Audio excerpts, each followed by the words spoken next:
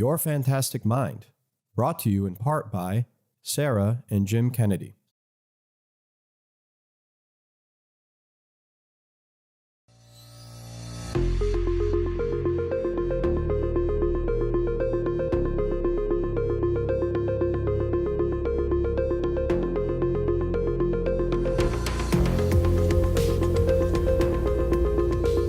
Welcome to Your Fantastic Mind. I'm Jay Watson. This week is all about game changers. The definition of a game changer is something that affects a significant shift in the current manner of doing or thinking about something. Well, that describes all the stories we get to share with you right now, beginning with one that is really going to get on your nerves. One in particular, the vagus nerve. Almost 800,000 people across the country have strokes each year. Incredible new technology is using the vagus nerve to help people recover even years later.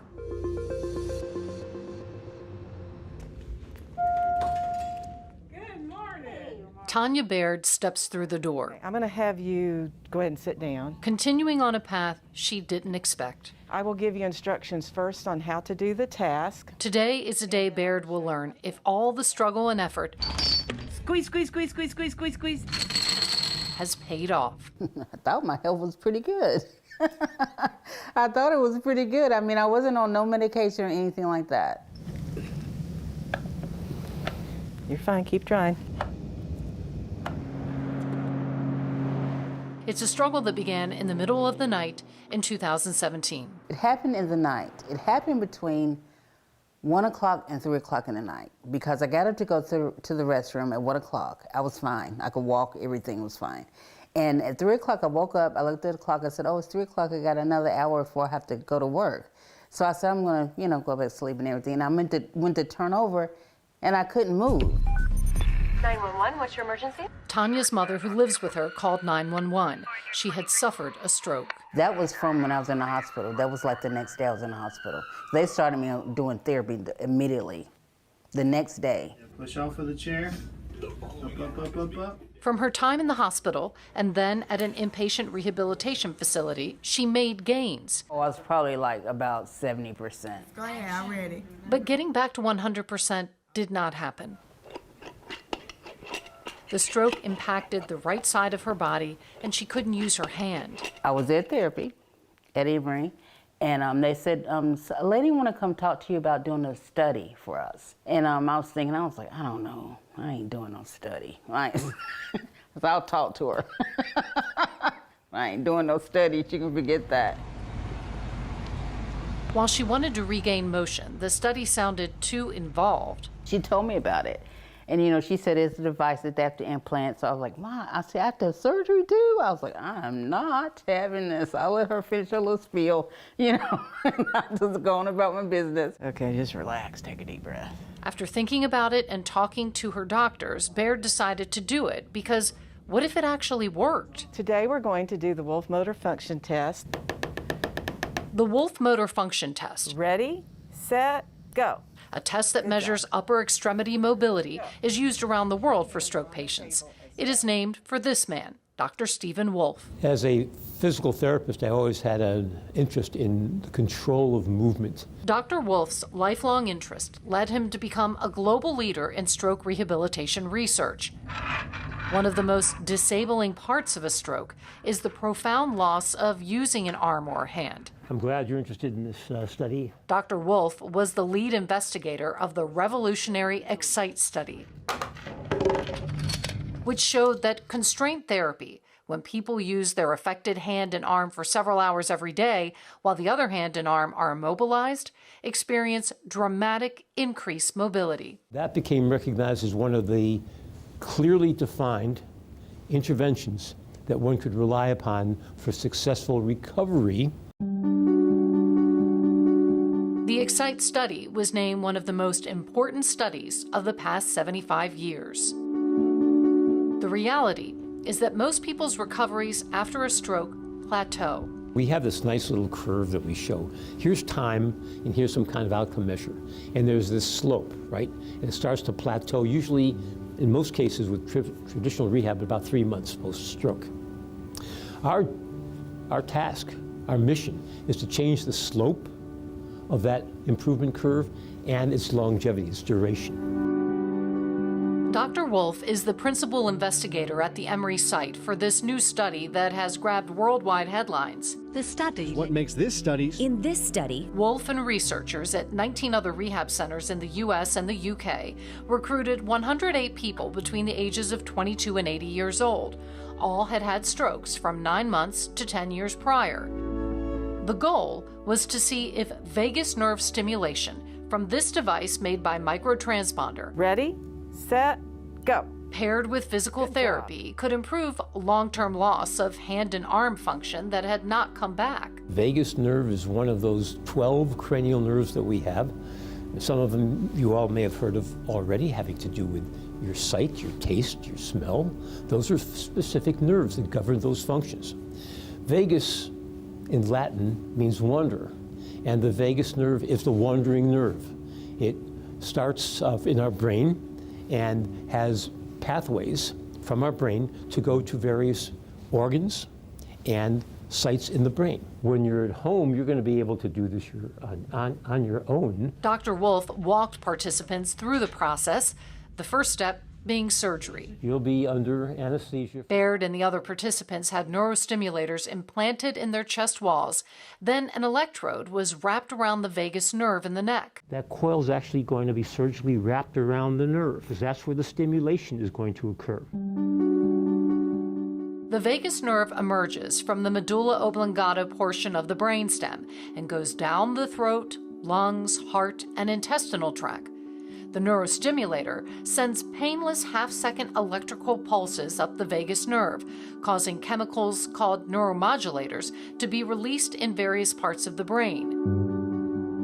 Researchers say these neuromodulators appear to help activate neuron pathways in the brain, which play an important role in restoring muscle movement. Basically, it helps reteach the brain to find new ways to do what it did before, which means routing around damaged areas and recruiting healthy parts to take over from those lost to the stroke. And they're using viable nerve cells to reinform and re-educate to induce what we call functional neuroplasticity, making things work or engaging them in a way they haven't been done before. For the next task, After Baird underwent surgery to implant the device, go. she did 90 minutes of physical therapy 3 times a week for 6 weeks. In this triple-blind study, Good job. one group received real stimulation paired with physical therapy, and one group received sham stimulation with physical therapy. No one, not Dr. Wolf or any of the research teams, knew who was getting real or fake stimulation. The determination of real or sham, make-believe stimulation was controlled by one individual, and that information was withheld from the patient, from the therapists, from the evaluators, and from the investigator. I think I'm getting this stuff for real. I couldn't wait to find out. And all the patients were asked at a set point in time, do you think you're getting the stimulation, or do you not think you're getting it? And there are equal numbers of incorrect guesses. At the end of 6 weeks, 75% of patients who had their vagus nerve stimulated during physical therapy saw a clinically meaningful benefit, compared to only 33% of those in the therapy-only control group. After 6 weeks, Baird and the other participants continued with 30 minutes a day of at-home exercises, using a magnet to turn on the neurostimulator. By the 3-month mark, 88% of participants receiving stimulation had improved. Now I'm able to cast it out, crank it back in without any help. From a fisherman who could once again wind and cast his reel, to a man whose once lifeless hand could hold and pour a cup of water, to Baird, using her hand almost 3 years after her stroke. It has helped me because I've gained so much control over my hand that I didn't have before. At home, Baird turns on the neurostimulator when she wants to fold clothes or work out. Before, it was just present. It was just, you just saw it. It was just there. That was it. I couldn't move it, I couldn't lift it, I couldn't do nothing. It was just a hand. Okay. But after having the vagus nerve stimulator, now I can do more things with my hand. I can, lift it up. I can, pick up something, through do things like that. I will give you instructions. At Baird's final evaluation, she is able to do things she has not done in years, like stack quarters and pick up a pencil. Small tasks that have a profound impact on one's life. The FDA has already approved microtransponder's device. The advances may be more high-tech, but the goal has never changed for Dr. Wolf, to help people get their lives and mobility back. It turns out a wandering nerve that has been within us all along may hold the key to helping our brains heal us. We're at the beginning of a journey that's a very exciting one because we have some sense of positivity guiding our direction.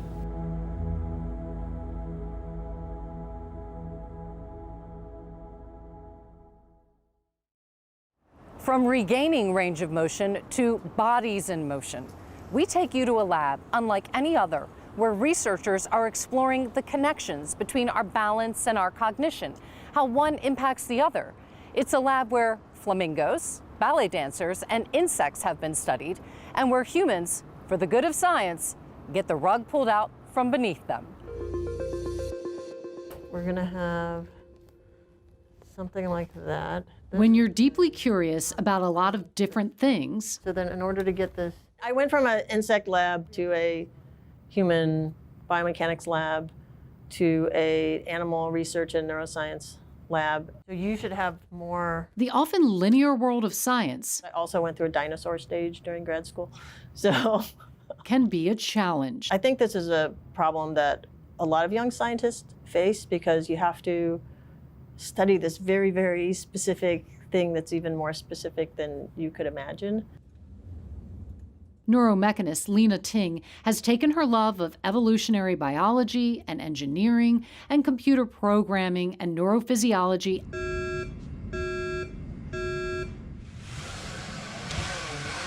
and robotics This model here. and has married them together, creating a body of research that is changing our understanding of balance and movement. From why flamingos stand on one leg, to how insects and ballet dancers move, to floors that challenge our ability to balance, to robot walkers that could one day help us cross the street. The neuromechanics lab in the basement of Emory University Rehab Hospital is home to Ting and her team and a host of fellow researchers working to change the future of how we assess, treat, and prevent mobility disorders. Our primary research focus is in how we maintain our balance. So basically stand up.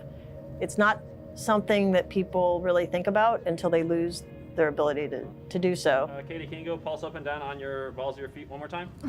Yeah, I'll adjust it, make it comfortable. So the way that we've been studying balance control is by putting people on a movable platform. So it's a big device in the floor, you stand on it, and we literally pull the rug out from under you. And while we're doing that, we have cameras around the room and dots all over people, just like in the movies. In addition, we measure electrical activity in the muscles. So we stick, it's just like having your EKG done, but it's on all of the muscles of your legs and other parts of your body. And more recently, we've been adding what we call EEG, which is now electrodes on your head to measure brain activity. Try to map how the signals are coming from the sensory information through different parts of the nervous system, the spinal cord, brainstem, the cortex, and then generating a motor response in the muscles that ultimately is useful for having you regain your balance once we push you. We collect a lot of data, right? So we have lots of channels of muscle activity, of biomechanical movements, of forces, and then we have to interpret it. So that's the hard part of the job. That's where the engineering comes in. That's where the math comes in trying to look at coordination across all of these modalities. This platform can also illustrate the divide between young and old. When we started measuring brain activity in young, healthy adults, sometimes not much happened, right? And that means they're highly automated, and this is not a challenging task for them.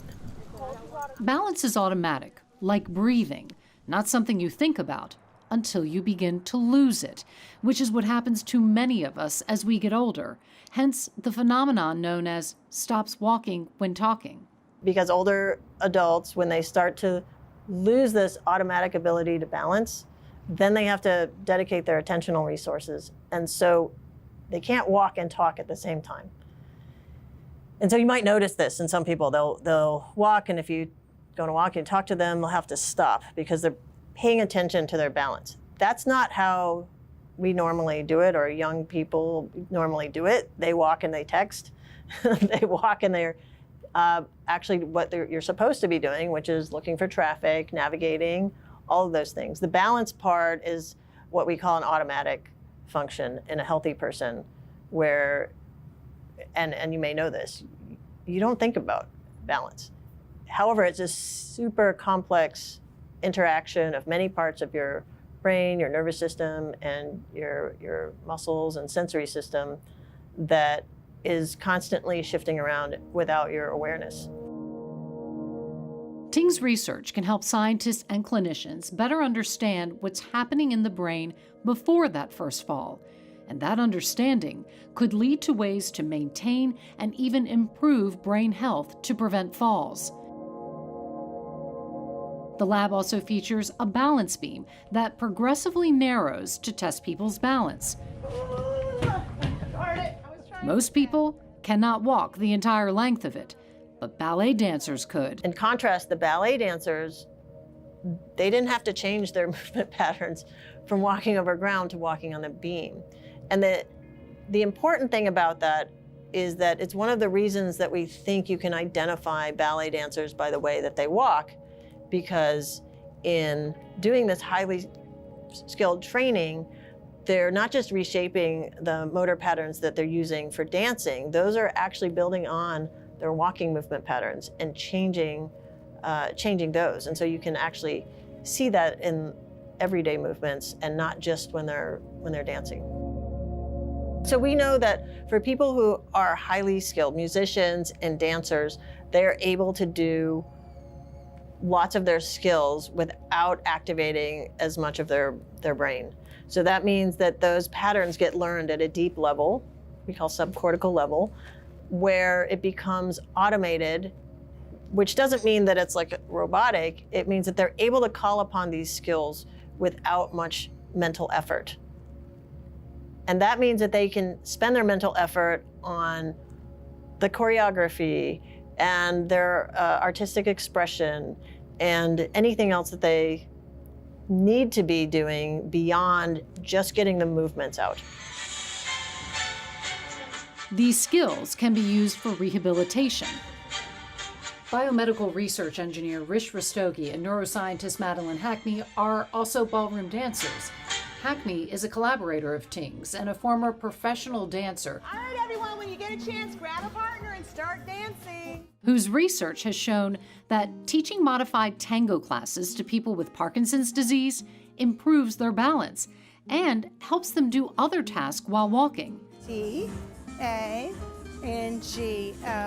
Hackney's tango classes inspired Ting to figure out how to make assistive robots more intuitive to use. One of the things we noticed is that this, what we call haptic interaction, or this physical interaction at the hands, was incredibly important in guiding people during dance and helping people with Parkinson's walk. And in fact, when I went, sometimes they have you close your eyes, and in fact, people's movements get even better. The end result could be futuristic walkers, robots that provide the balance benefit that comes from human touch. We want it to act like somebody holding your hand across the street, but we don't understand why holding somebody's hand improves their balance. So that's what now we're using the robot to study the human and what that physical interaction imparts to their ability to walk. To visit Ting's lab and the labs of her neighbors is to take a step into the future of personalized medicine. Yep, that's good. Around the corner is collaborator and physical therapy researcher Trisha Kazar, Can I do left leg? who rehabilitates walking patterns in people who've had strokes. So with the cameras as well as the treadmill, we're able to measure how someone's moving after a stroke, which angle is their ankle or knee, how much is the difference between their affected or unaffected leg, as well as how much they're pushing off or pushing down on the ground. So just as an example, if I was to slow down my right leg, which we're doing now, so as you can see, my right leg is now going half the speed of my left, and that causes this limp, right? And it kind of mimics, even though I don't have a stroke, what someone with stroke would experience. Using these data, what we're trying to do is capture each person's, what we are calling gait signature. So the complex, different kinds of 26 different variables for each individual, how they're moving, what are the differences between their affected and their unaffected leg, so we can target their gait individually, develop treatments that can now tailor to their own walking pattern. There we go. A few doors down from Kazar is neuroscientist Michael Borich. This is a manipulandum. It's a robot that allows us to very quantitatively measure movement as well as to apply forces to one's movement to understand how people control their movements. Borich and Ting are collaborating on exciting research looking at brain activity that connects our thinking and moving and how one impacts the other. We are requiring participants to move in a pattern. And this pattern in this particular case is either in numbers or alternating between numbers and letters. And when we have individuals do this, it's a measure of attention, but it's also a measure of your ability to shift and move and so it looks at how flexible one's thinking is. So if you have to move, say, from number 1 to letter A, that is more challenging for the brain than, say, going from number 1 to number 2. People who were not good at this set shifting were not as good on the balance platform, and brain activity was affected by both. That brain activity showed that cognitive stiffness is related to motor stiffness. Imagine if you could do this pen and paper test and it might say something about your predisposition for a later balance impairment. That would be really important. It could be an opportunity to intervene or prevent something, and it shows that what you do for your body affects your brain and vice versa. And so there's evidence too that like some cognitive training might improve your balance and balance training might improve your cognition. And again, this is an idea of where we shouldn't be separating balance and cognition into as distinct bins as we are in science. At the beginning of her career, Lena Ting wasn't sure she fit in as a scientist. 20 years and over 90 studies later, she is a trailblazer who has found her balance, linking many fields of science, seeking a deeper understanding of our ever-changing brain and body connection.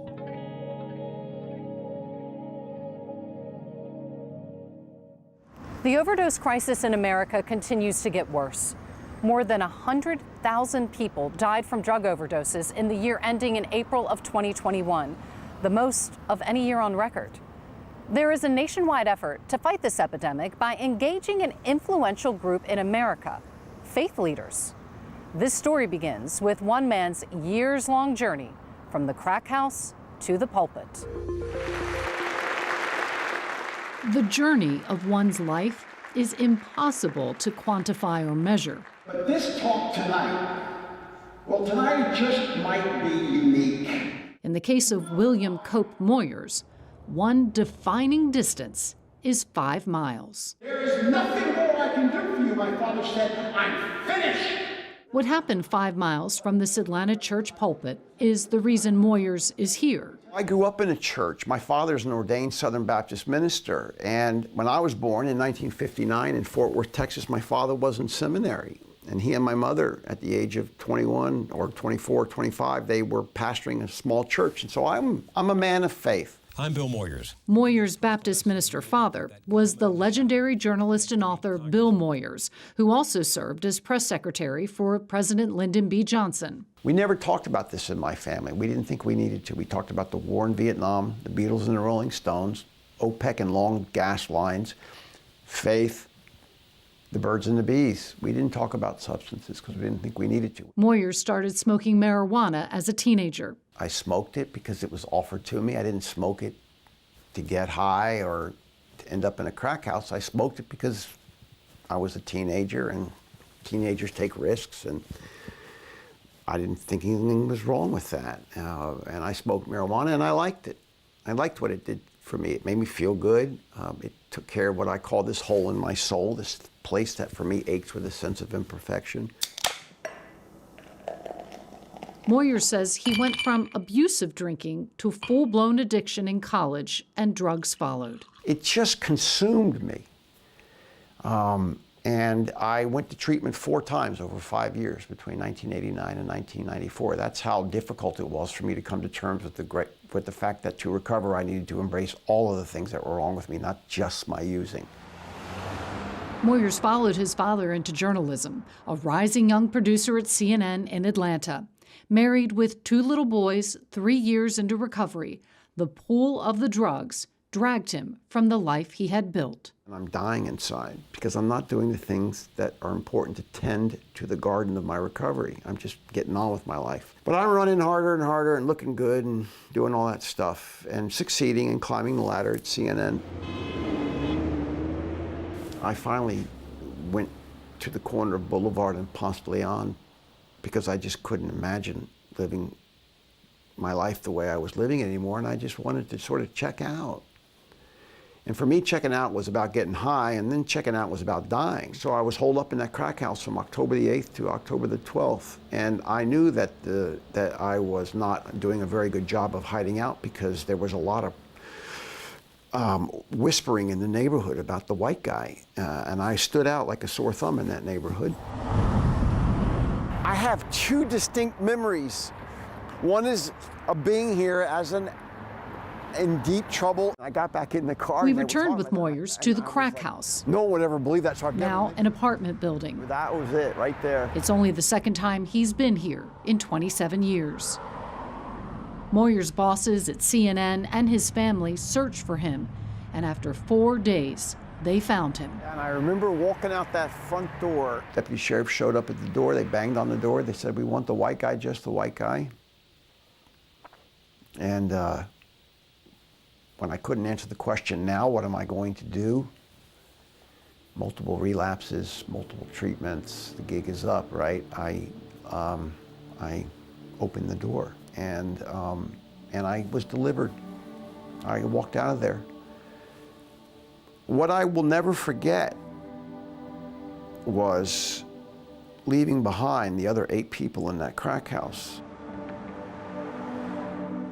It was not an end that day. It was the beginning of a recovery journey that has lasted 27 years, in which Moyers has become a best-selling author and a national recovery expert. In his role as vice president at Hazelden Betty Ford, a renowned addiction treatment and advocacy organization, he reconnected to his Georgia roots, helping create the Addiction Alliance of Georgia, a unique statewide treatment, research, and education partnership led by Emory University and Hazelden Betty Ford. I've come home, and I feel right at home.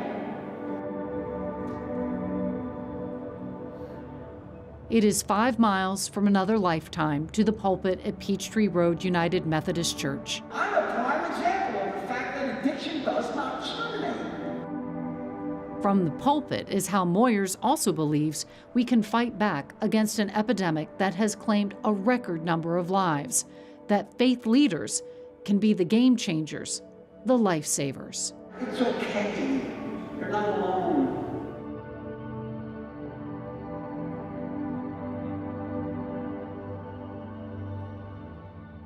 A group is coming together to train and educate members of the clergy on how to help their parishioners. Carol Pine's life goal was not to get in front of TV news cameras. Now, they don't have to become treatment counselors. But this career business journalist realized her own story was one that could be used to effect change. When I was struggling in my disease of alcoholism, had I known or observed that my pastor had created a safe place for me to come talk to him, in that case, about what was troubling me, I would have sought him out.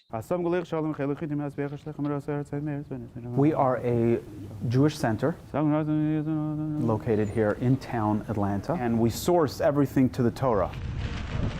Jeff was a wonderful person. He was studying at Georgia State College, was in recovery, unbeknownst to us.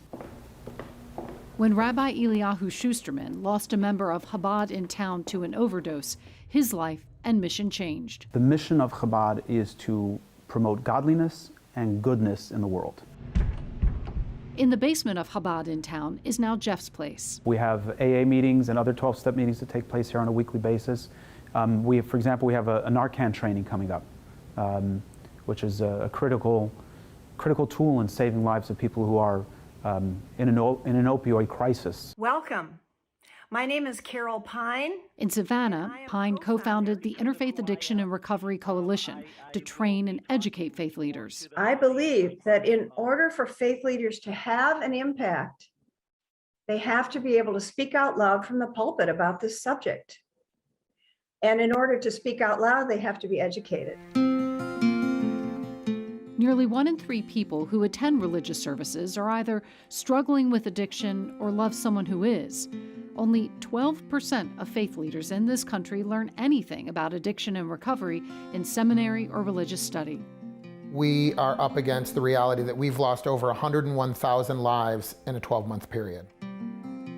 Chris Thrasher is the Director of Substance Use Disorders and Recovery at the Clinton Foundation. When someone has a problem with a substance use disorder, they more often go to their faith leader than their physician, than a family member, a friend. They're going to their faith leaders. And here's the thing, faith leaders are not getting this in theology school or in seminary.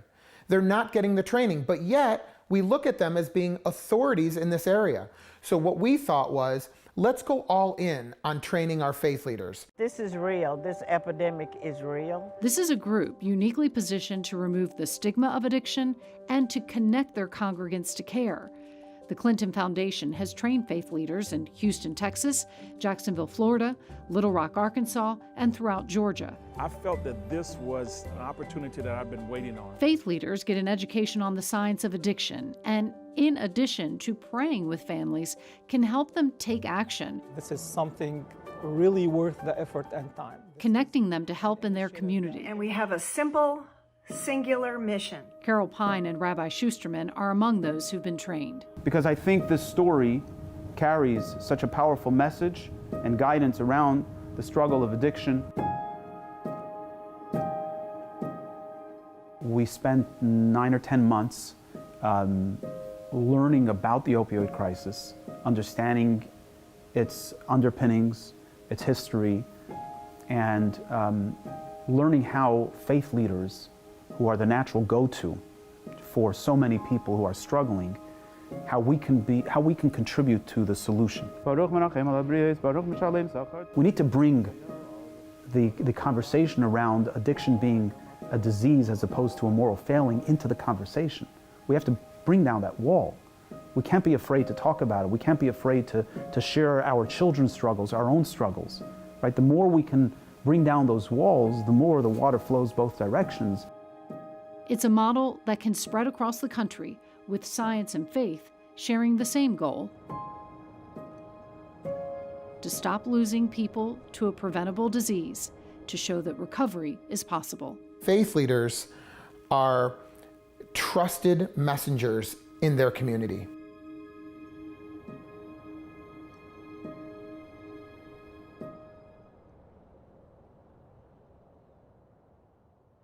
From a drug epidemic to a nationwide physician shortage, one that could get worse with so many healthcare workers suffering burnout from the COVID pandemic.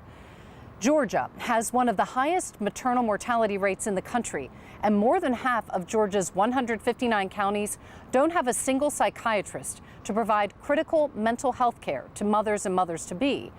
Now, state lawmakers, through the Department of Public Health, have created a program that can provide that care no matter where women live in the state. It's called Peace for Moms. This is little Eloise. She's 3 months old today. She's my third baby. Between the births of her first and second child, Alicia Cullen had what millions of moms have dealt with, postpartum depression. I was feeling just out of control of who I was, my identity, who I was going to be, what the future looked like, feeling like my heart grew 2 sizes, having a new baby. My heart grew, but that meant my responsibilities grew, my worries grew. I cannot be more excited to start back up. The work Cullen did with psychiatrist Dr. Toby Goldsmith got her to a better place mentally. There are countless mothers like Cullen across Georgia, across the country, who need help and don't get it. We review every case of every woman who has died within 365 days of giving birth or having been pregnant. Are you going to start working again soon? Dr. Goldsmith is on the Georgia Maternal Mortality Review Committee. I believe our most recent meeting consisted of 20 cases. We're reviewing 2018 at the moment. Georgia has a big problem when it comes to caring for women during and after pregnancy. We are failing women in general after they are pregnant, and as a result, women are dying. Georgia has the second highest rate of maternal mortality in the country. It's moms dying within a year after having been pregnant.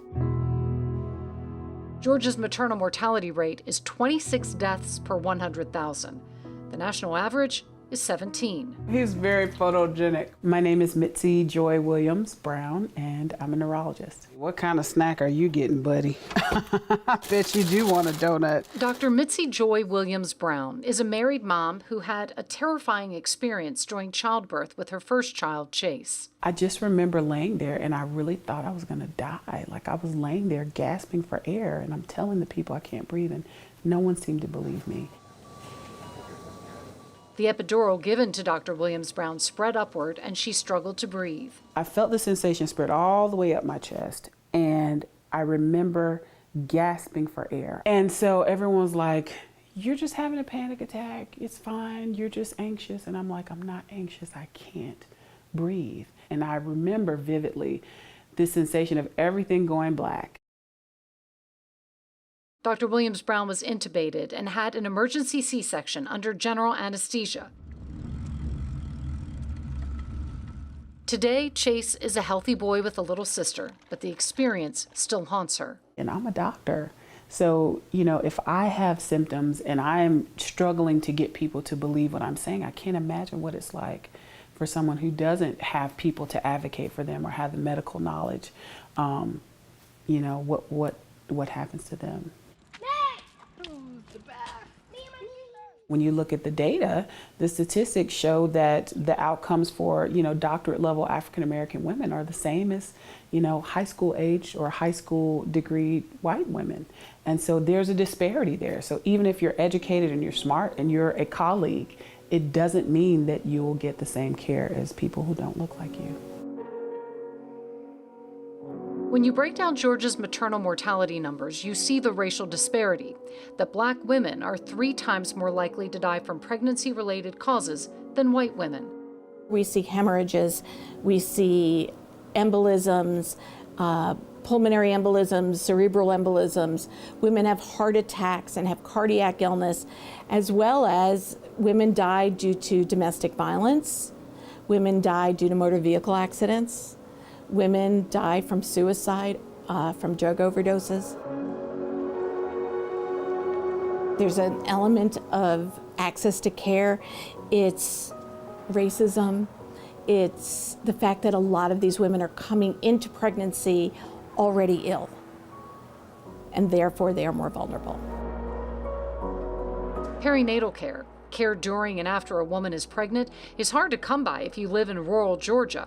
Half of the state's 159 counties have no OBGYNs. 9 counties have no doctors at all. Approximately 20% of women will experience some kind of psychiatric illness during the course of their pregnancy or the postpartum. Those 1 out of 5 women who need mental health care struggle because half of Georgia's counties have 0 psychiatrists. Twiggs County, Georgia sits in the center of the state, more than 100 miles south of Atlanta. The average cost of a home here, $66,000. The population is shrinking. 20 years ago, 10,000 people lived here, and today that number is just a little over 8,000. But maybe the most concerning number of all is 1, the number of doctors to care for the people here. And that 1 doctor is an OBGYN. What's going to be the best time for you to come? I have a lot of patients who are what we call the working poor. And so they are employed.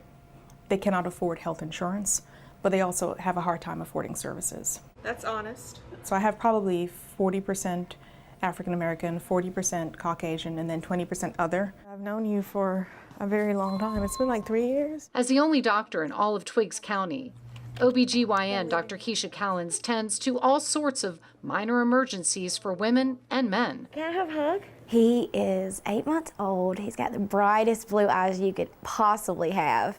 He's so sweet. What are you doing? But her main focus is her women. 21-year-old Brooke Drawn is a first-time mom. It ended up getting really terrible, and I would cry for days and days and days. I couldn't get out of bed. I didn't want to do anything with him. I felt detached from him, and it was just horrible for me. That's good. So now you're going down from here. When medication Dr. Callens prescribed for Brooke didn't work, she reached out to a newly created state program called Peace for Moms. Georgia state legislature, through the Department of Public Health, approved funding for this psychiatric program, which pairs clinicians across the state with psychiatrists at Emory who can help guide and recommend treatment for women before, during, and after pregnancy. They can pick up the phone and call Peace for Moms, and we will guide them. If necessary, we will tell them about other scales to give their patient so we can have a better idea of what's going on with that individual. And we will hold their hand through the process. The nonprofit Healthy Mothers, Healthy Babies Coalition of Georgia also helps mothers find social services and other supports. More than a dozen states have similar programs, part of a nationwide effort to curb the maternal mortality rate, which has gone from 7.2 deaths per 100,000 in 1987 to 17.3 deaths in 2018. I'm not depressed, I'm not crying all the time. I'm actually energetic and happy to get up and do stuff. And so I've seen it's been a real game changer. The right medication helped Brooke overcome her postpartum depression. This program for me provided that people realize how helpful it is. I mean, I tell people all the time, when women dazzle, everybody shines. Okay, if you get your mamas right, everybody's good. Dr. Williams-Brown feels the same way about the patients she treats with multiple sclerosis. She's also been on the other side, when she felt her voice was not heard, and will never forget how that felt.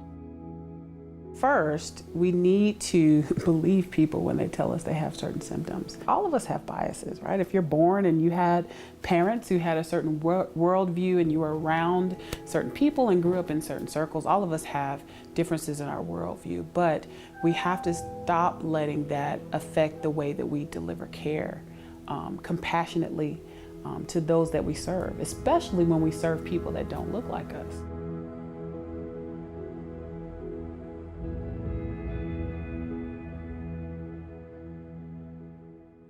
For our final story, we move from mothers to grandmothers. The special bond between a grandparent and her grandchild is unique, less complicated than the parent-child relationship. Researchers scanned grandmothers' brains while they looked at photos of their grandchildren, and what they saw gives new insight into this special intergenerational bond. Thank you so much for coming in today. Vicki Schumann is 69 years old. Vicki, we're going to be putting you in the MRI scanner, and you're going to be lying flat on your back. Schumann is not here to have anything personally assessed or diagnosed. Rather, she is part of an anthropological quest. We'll have a mirror over the top of your head, and you'll be able to see photographs of your grandson Chase. Grandmothers have actually been kind of understudied, and so this was really the first time that anyone's been able to take a look at the grandmaternal brain and understand something about grandmaternal brain function. Anthropologist and neuroscientist Jim Rilling and his team, Minwoo Lee and Amber Gonzalez, recruited 50 grandmothers, 26 white, 21 black, 2 Hispanic, and 1 biracial. Each had at least one grandchild between the ages of 3 and 12 years old. We asked them to provide us with photographs of their grandchild, the grandchild that they felt closest to emotionally, and also photographs of the grandchild's same-sex parent, who in many cases would be their own biological child. And then we brought them into the MRI scanner and we took pictures of their brain function, while they viewed those pictures of both their grandchild and their grandchild's same-sex parent. While in the MRI, the grandmother volunteers viewed these photos, along with photos of people they didn't know and various objects. And what was discovered gives incredible insight into this special intergenerational bond. It comes down to empathy. When the grandmothers were viewing pictures of their grandchild, they particularly activated areas of the brain that have been implicated in emotional empathy. So being able to share the emotions of their grandchild, feeling their joy when they're happy, feeling their distress when they're sad.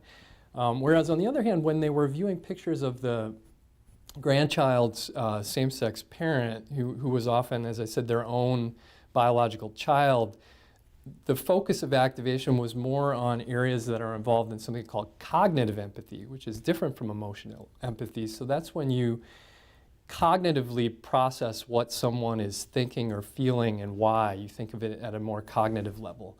And so it suggests to us that the mental approach that these grandmothers take when they're engaging with their grandchild is different from the mental approach that they're taking when they engage with their own biological child. The data may be telling us that grandmothers possess strong empathy for their grandchildren, feeling what they're feeling, and with the adult child, a desire to understand what they are thinking and feeling, but more from a cognitive rather than empathetic perspective.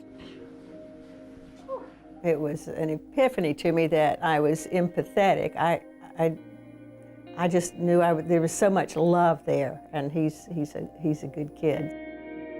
12-year-old Chase is one of Schumann's 5 grandchildren. I've told my children maybe more than once that I really love them, but I'm thinking I love my grandchildren even more. They're easier. I don't have the worries of dealing with life. I can just deal with them. There's a well-known theory in anthropology called the grandmother hypothesis, and that posits that the reason why human females live for decades beyond menopause is specifically so that they can take care of their grandchildren and improve the likelihood that they will survive.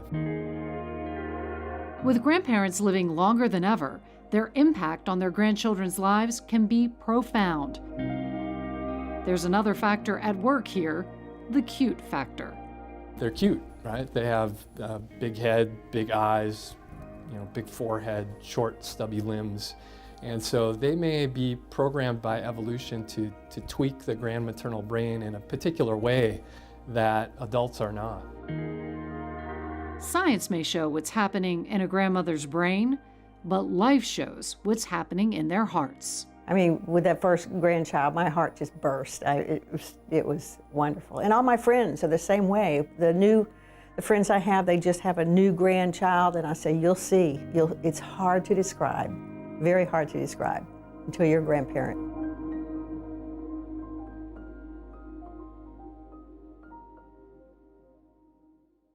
That's going to do it for us this week. See you next time on Your Fantastic Mind.